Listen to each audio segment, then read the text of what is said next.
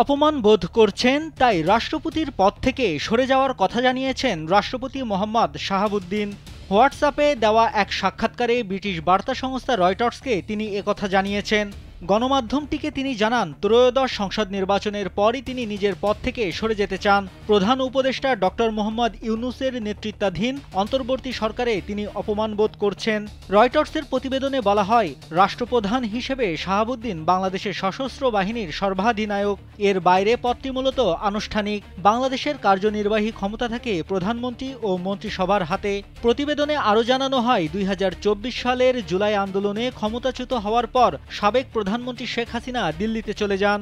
এরপর শাহাবুদ্দিনের অবস্থান গুরুত্ব পায়। সংসদ ভেঙে দেওয়ার পর শাহাবুদ্দিনই ছিলেন দেশের শেষ সাংবিধানিক কর্তৃপক্ষ। ৭৫ বছর বয়সী শাহাবুদ্দিন ২০২৩ সালে আওয়ামী লীগের দলীয় মনোনীত প্রার্থী হিসেবে বিনা প্রতিদ্বন্দ্বিতায় রাষ্ট্রপতি নির্বাচিত হন।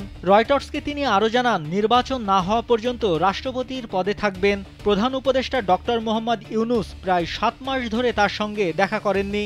রাষ্ট্রপতির প্রেস বিভাগও সরিয়ে নেওয়া হয়েছে এবং সেপ্টেম্বর মাসে বিশ্বজুড়ে বাংলাদেশের দূতাবাস থেকে তার প্রতিকৃতি সরিয়ে ফেলা হয়েছে। এতে তিনি অপমান বোধ করছেন।